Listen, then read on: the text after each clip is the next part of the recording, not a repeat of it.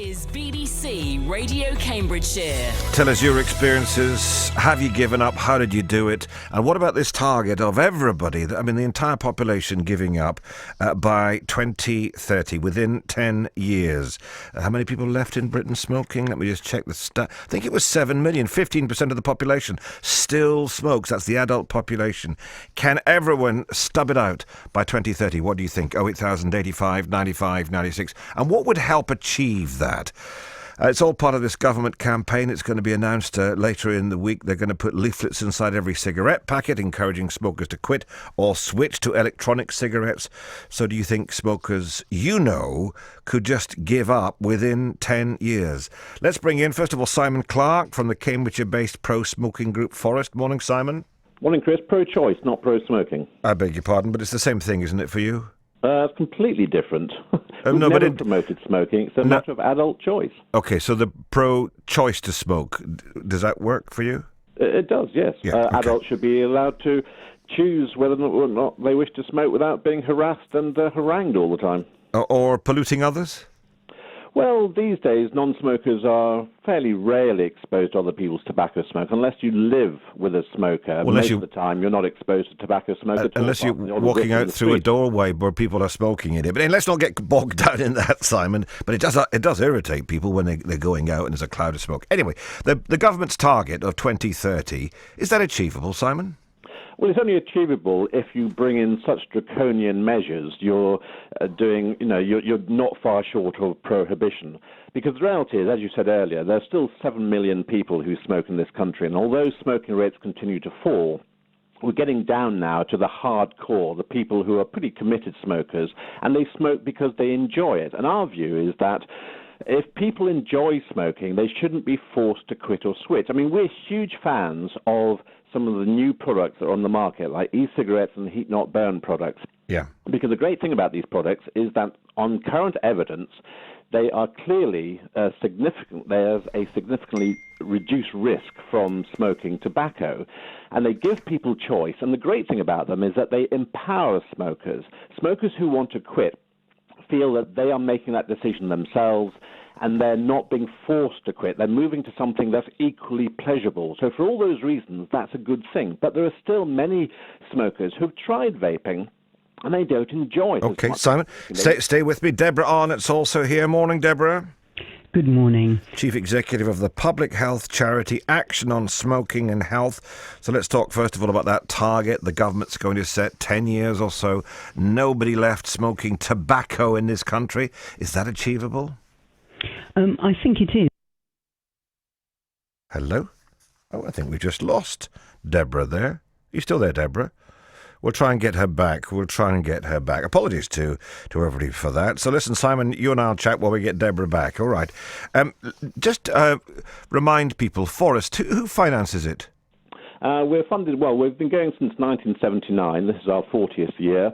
And we're funded by tobacco companies. Don't have any issue with that at all. I think it's quite reasonable that tobacco companies would fund an organisation that represents smokers who don't want to quit. I'm just interested in the irony that we've just had somebody from Philip Morris saying, yes, we want to get everyone to quit, but at the same time they're financing, presumably other... No, it's not them. We don't get money from Philip Morris. Okay. But other tobacco companies, while saying we want people to give up, are actually also financing your organisation. Is that right? Well, the companies who do donate money to us... they take the view that with the new products, such as e-cigarettes, they are extending choice to the consumer.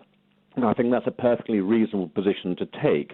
I think with Philip Morris, they're running a number of anti-smoking campaigns at the moment, which I do find a bit hypocritical, because they're basically saying to a lot of their consumers, you're stupid to smoke.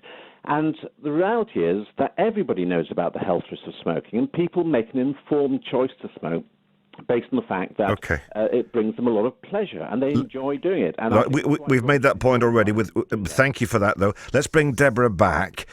She's on the line again now. Hello, Deborah. Yes, I'm on my mobile. Sorry about that. We got cut off immediately, didn't we? Don't you love technology? From the public health charity Action on Smoking, and you were smoking and health, and you were just interrupted there. So 2030, is it a target we can meet? I think it is. We're seeing almost, the lowest number ever of young people taking up smoking ever recorded, and fewer smokers than ever recorded at adult level. What I want to say, though, is that Simon Clark is a hypocrite. He's a non-smoker.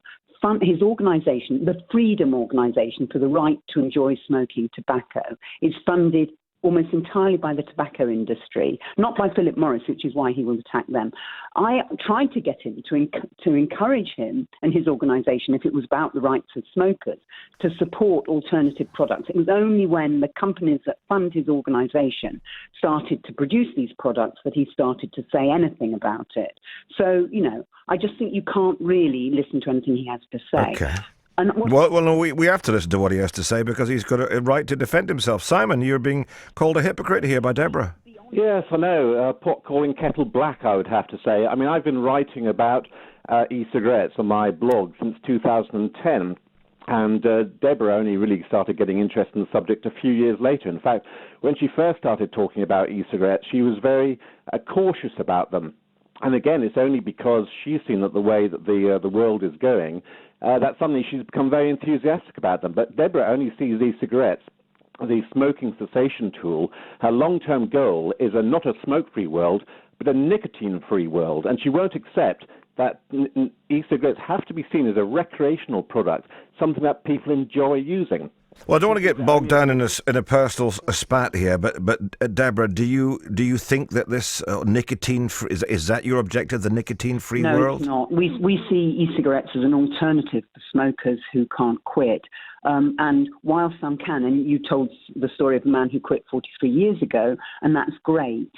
For many, they can't. And I spend a lot of time talking to vapers. I met someone the other day who said that she'd smoked for 40 years, but 2 or 3 years ago, she tried e-cigarettes, and for the first time she was able to stop. And she's still vaping, and that's fine, because she's not going back to smoking. But I'm surely not the only person who is noticing that Philip Morris and others are getting behind a campaign to help people give up tobacco, but pointing them towards their other new products. Isn't this them just about recycling their consumers into the next product that they have, Deborah? Well, yes. I mean, I think they want them to use their product because they want to carry on making their vast profits. So the IQOS, which is the Philip Morris product, is designed to be a proprietary product, which is quite expensive to use. They've cut the price recently, but it's nowhere near as cheap as vaping. I mean, I had a member of staff who was a heavy smoker. He smoked roll-ups. It was costing him £5 a day. He tried vaping, didn't think it hadn't worked for him. So when IQOS came on the market, I thought, well, it'd be interesting to see whether it really works. So I suggested he try it. He did.